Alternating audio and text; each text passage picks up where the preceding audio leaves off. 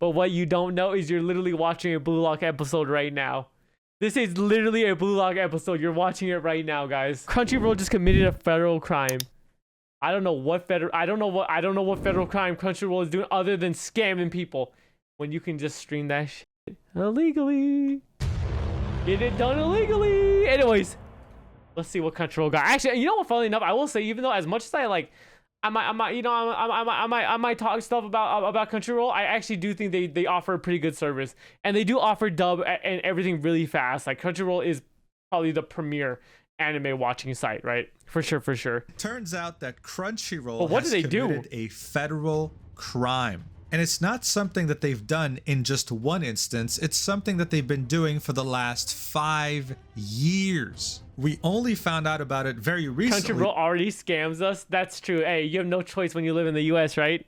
Though on October 25th. Dear friends, if you sent me anything care of Funimation or Crunchyroll in the last 5 years, I apologize. I didn't get it. I learned yesterday that Crunchyroll opened my private mail, threw away your letters, and passed out any included items to their staff? Wait, what does this mean? If you send me anything care of Funimation... Oh, they're talking about like physical mail!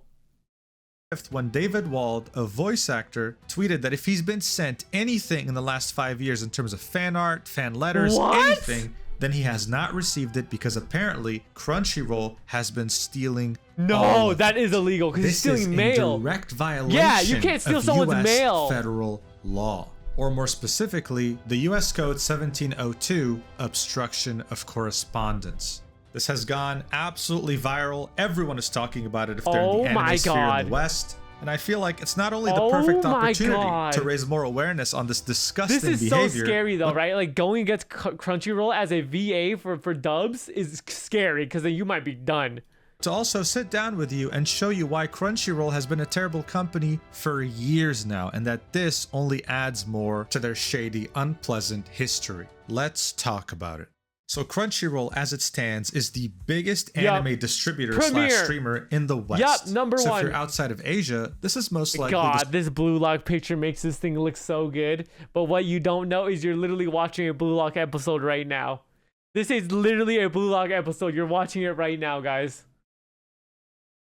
Service that you're using for anime, unless you're a pirate. Some people, and even publications like the South China Morning Post, credit Crunchyroll for turning Japanese anime mainstream in the West.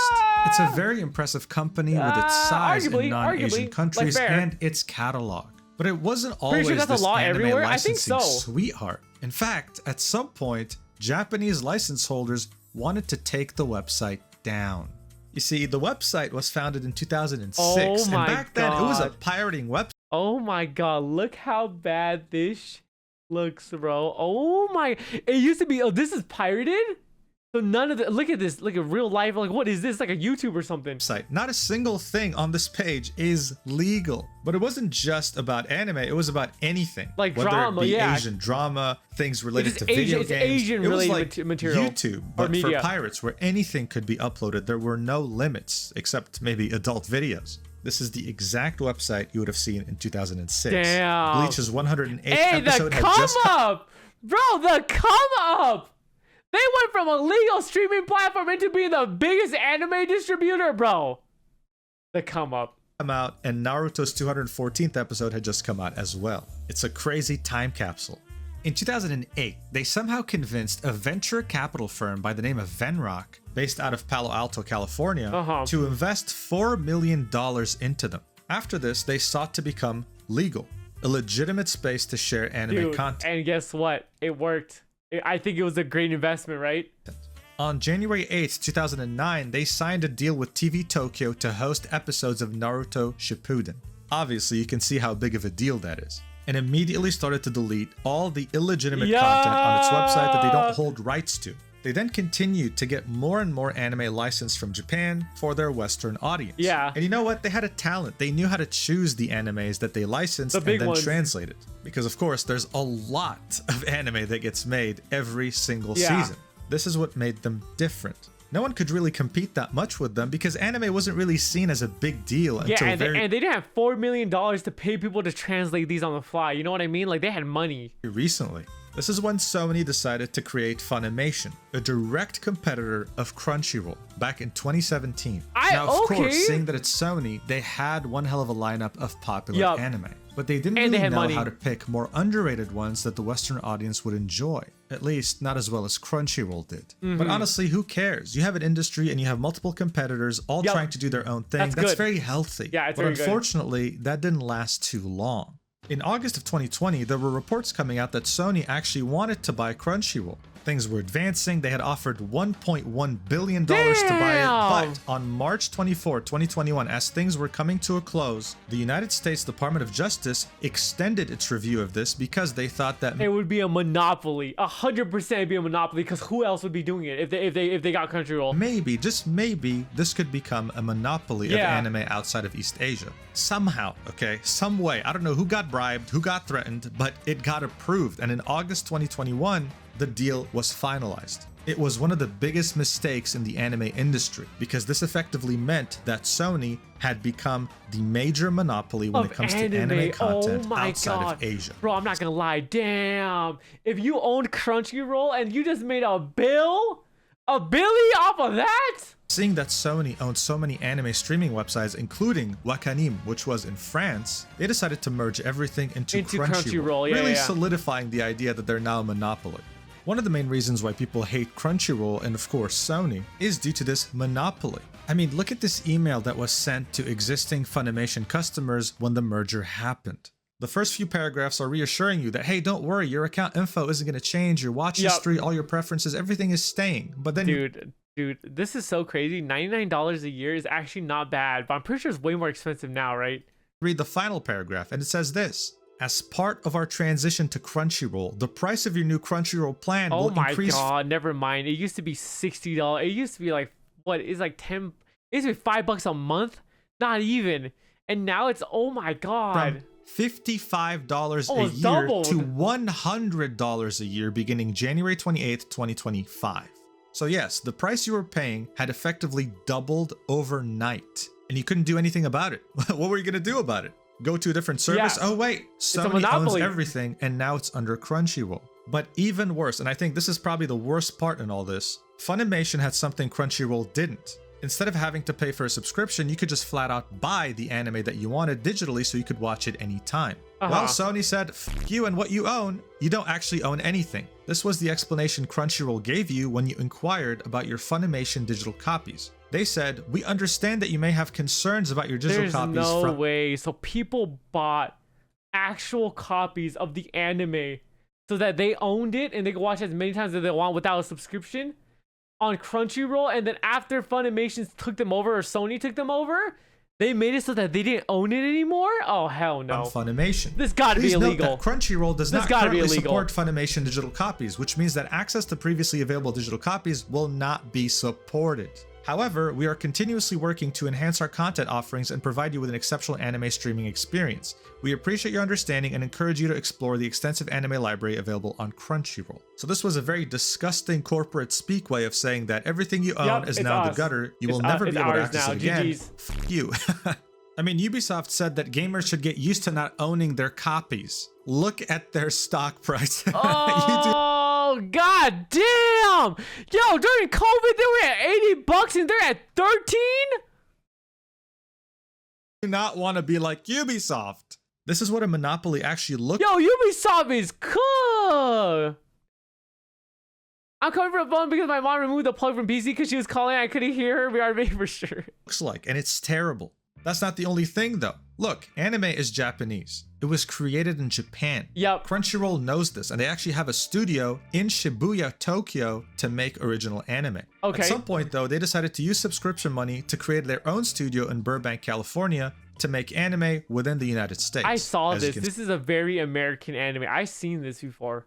But then, like, what's the difference? Like cartoon anime? It's so hard to say sometimes. See, from the rating, like, is this a cartoon or is this anime? That was an utter disaster. Like, what's the difference? Guardian Spice is the biggest piece of shit to come out of anime in the last 10 years. It was marketed as anime for diverse groups. most notably highlighting their LGBTQ plus representation. Well, okay. you know you fucked up when even people in the LGBTQ plus Don't hate like this it? fucking show to death. Like, no one likes this. This is terrible. When you Dude, at become the end of the day, yo, it doesn't matter about, like, I know representation is good and stuff, right? But what matters at the end of the day is, like, quality. You know what I mean? It's whether or not the show is dog shit or not dog shit, right? So what I mean is that, like, as long as it's good, then people will like rally around it. They won't be able to crap on it if it's good. You know what I mean? So, like, for this, it doesn't matter that you have representation, all this other cool, fun little things. If the show sucks, then it's gonna suck. It's gonna suck regardless. So they should have focused on that and then focused on everything else. Monopoly, you become lazy and complacent. You stop taking risks and you completely forget what made you great in the first place. This show is proof of that. Oh, and let's not forget I never watched that the show, though. I don't know how bad they it had is. to settle a class action lawsuit with their own consumers because they violated the United States Video Privacy Protection Act by disclosing its subscribers' personally identifiable information Damn. to third-party companies like Facebook, Adobe, They sold etc. it. Of course, it's a very large list. They initially tried to deny the claim, okay? They lied, but then settled anyway to avoid any uncertainties or expenses associated with continuing the case. So not only were they a monopoly, not only did they double the price of annual sold your subscriptions info. and are offering nothing to show for it, they were also selling their own users' data. And by the way, the settlement was terrible. It was $30 per Crunchyroll user. Like, wow, thanks. My data probably costs more than that. No, But these three reasons I just gave you, make a lot I of think, money are off enough that for you to info. think, wow, this is a terrible, lazy monopoly that can do whatever it wants because no one can even compete. This brings us back to the crime that they committed against David Wald. Now look, David Wald is a seasoned voice actor. He's been in the industry for a long But what is, dude? I'm telling you, this is gonna affect his like future though, right? Like work-wise, it's scary. And I respect him for whistleblowing, but it's scary when stuff like this happens, right? time. He doesn't just dub anime, which is the act of voice acting English dialogue for something that isn't originally in English, but he also voice acted in games. Some of the biggest animes he's dubbed in were Attack on Titan, My Hero Academia, or even Vinland Saga. Now you'd think that Crunchyroll would give a veteran voice actor like himself the respect he deserves. But they really just gave his gifts away? It turns out Crunchyroll has been receiving packages meant for David and distributing them to staff instead without him. Wait, he actually has pictures? Below is a photo of the complete contents of one of the packages addressed to me that was open and distributed to employees. If you ended up in possession of any of it, I would very much like it returned to me. Oh, I'm assuming he did the voice for this guy, right? Oh no, I'm so sorry. Our anime care package did not reach you. It's incredible that your personal mail was mishandled like this. I hope people do the right thing, bro. Knowing for 5 years. Look at this tweet as an example. He says, "Dear fellow workers at Crunchyroll." Well, I don't understand. They just opened it and just started giving it out? The complete contents of one of the packages addressed to me that was open and distributed to employees. If you ended up in possession of any of it, I would very much like it returned to me. And as you can see, there are many things here. I should mention all of this is handmade, even this, even though it looks like an official magazine. The character itself is Inosuke Shindo, and this is someone that David voices. Voice acted, yeah, that would make sense. And Harumi quote tweeted this, saying, "I remember when my friend put this together to send to you. It was a group effort. Everyone was so looking forward to getting it. This is extremely heartbreaking." David replies and says, "I promise you the situation will be rectified. We're just lucky you sent me a photo of the unique contents and the USPS tracking info." Damn. To which Harumi said, "It was all their efforts in doing so. I really hope this gets resolved. I'm so sorry to hear about this." So imagine taking so much time to make a care package like this specifically for the person dubbing your favorite character in an anime. And they just throw it all away to some random people. So much later that no, it was just passed. Well, I don't understand. Like, why? Wait. This part's confusing. Why do they send it to the Crunchyroll office? That's kind of what it sounds like, right? Like, couldn't they just send like a PO box to him, or like, why is it specifically going through Crunchyroll first? Or is that normal? He never received it. I mean, imagine how David feels having something like this made specifically for him and not even receiving and not even being notified about it. It's insane. There was a quote tweet saying that all the employees should be fired for this, but David specified the employees are definitely not to blame. They just walked by the company freebies table and thought something looked cool. It's whoever's idea was to do this. The management who elected to take this course of action, however, are another matter. If you work in a company that does a lot of collaborations, you'd understand this perfectly. The companies you work with will send you freebies all the time, and you take them. But someone else in higher management getting a package that says David Wald, and then choosing to open it and then distribute it to employees, that's something else entirely. I've also seen some people say, well, why didn't he just put his home address? This is partly his fault. Well, think about it this way. If there was a crazy obsessed fan out there, wouldn't they just go to his house, knock on the door, and leave a package for him personally? What David did is actually very common. If you're watching this video and work in an office, you probably do the same thing. Maybe you send your Amazon packages to your office, that way you receive them on the job.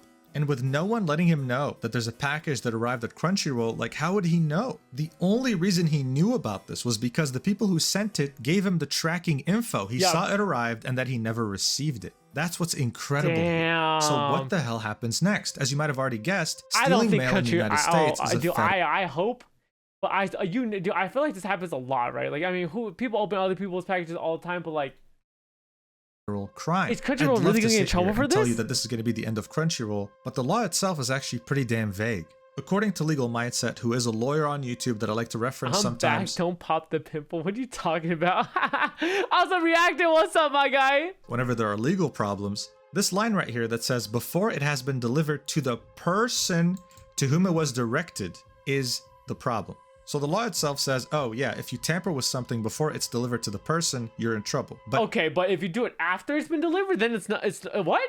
What is the person? It says the person to whom it was directed. Well, and technically the package says David, sure, but the address is Crunchyroll HQ. When the judge looks at this, they will actually side with Crunchyroll, unfortunately. Yeah, because it's technically a building. The package arrived at the right address. Whether someone else opened it or tampered with it doesn't really matter. You're not the only one to think that this sucks, but unfortunately, that's the legal reality. Yeah. I do hope that the higher-up manager, though, suffers direct consequences because this is disgusting, and we have to ask this question. They're not going to get in trouble. They're not going to get in trouble. 100%. But you know what? From now on, just so they don't get heat for it anymore, they'll probably just make sure that everyone gets their packages, right? But they're not getting in trouble for this. Other voice actors are going through the same thing without even knowing. This is why we need a statement from Crunchyroll ASAP.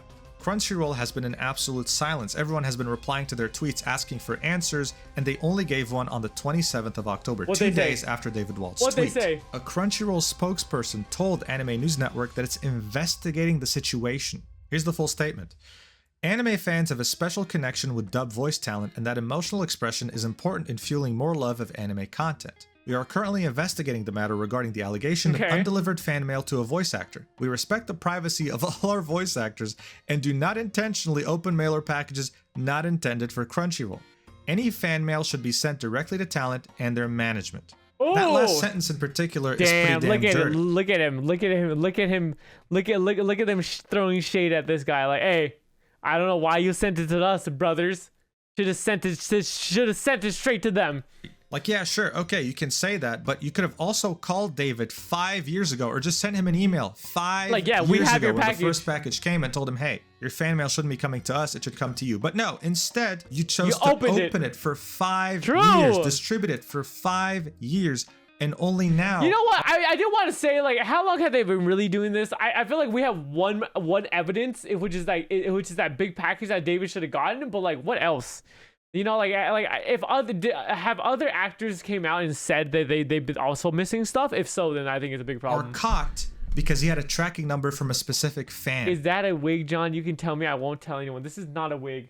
But you know what? It's growing really long, so I have to start splitting down the middle again because it's starting to get in my eye. So it's definitely like starting to get way too long now, right? It's starting to get way too long. But I like it in the back and stuff. But like my front's getting way too long. But yeah, it's not a wig. So again, Crunchyroll is yet in another controversy, and they come out extremely unlikable, as if it's effortless for them. But they're a monopoly, GG's. Of course, David's allegations don't end here. He says in a tweet shortly after revealing that his mail's been... Oh, look at this guy. He's all out for Crunchyroll, bro. I was thinking, geez, it's a good thing I didn't tell them about the gay discrimination or the medical discrimination or the union busting or the continuous culture of fear or the hostile workplace environment. Stolen, saying... Me thinking, geez, it's a good thing I didn't tell them about the gay discrimination, or the medical discrimination, or the union busting, or the continuous culture of fear, or the hostile workplace environment. What did they do to this man? Additionally, another voice actress by the name of Alexis Tipton replied to his tweet saying, oh my god, what the f***, adding this to the fact that they constantly give out free merch to the employees and voice actors aren't allowed to participate. We also no longer get free copies of our own work. We don't even get invited to Christmas parties. We are just a... Oh! Oh man, Crunchyroll don't give a fuck about these Product. people. Look, there's a big worry already within the voice acting community that AI is going to come in and steal all their jobs. The way you say your hair looks so wiggy, wiggy, womp, womp. treats their voice actors like complete, utter, What does disposable that even trash on mean? the street tells me that they're probably already looking into AI technology to not have to hire voice actors ever again. Monopolies suck, and I hope that Crunchyroll gets what's coming to them. I also hope that David can get all of his stuff back, but unfortunately the idea of a lawsuit doesn't really seem very viable, that shit's gone. or at least that's what legal experts say. Guys, stay safe out there, and if you have any important mail coming your way, He definitely just airing it out. I mean, he's definitely just frustrated with Crunchyroll and was like, I'll just use this. You know what I mean? Like, I don't think, what I mean is, like, if I'm being honest, does he really care about all those things? Probably not. But it's a great excuse to get Crunchyroll on the hot seat. do not list your company as the address. Just send it straight to your door instead. Yep. Thank you for watching, Have your own and PO I'll box. see you in the next video, whenever that is. I love you. Mwah. Did he just kiss me? Did this guy just kiss me? Hey, yo. Hey, yo. Hey, yo. I like this guy a lot. Yo, Mu-Jin, I think he's like a new video essayist. Essayer. I'm not sure. Not essayer, but like Essayer. Yo, his video essays have been doing really good, bro. I actually like them a lot. Yo, I like this guy, bro. We've been watching this dude a lot, right? We watched this Life Ruined. I really wanted to watch this Twitch CNO one, but it's like 30 minutes and I'm about to play a game, so we'll probably save that for tomorrow. But this guy's been making some banger videos, bro. He also has a Twitch channel. Is he a VTuber?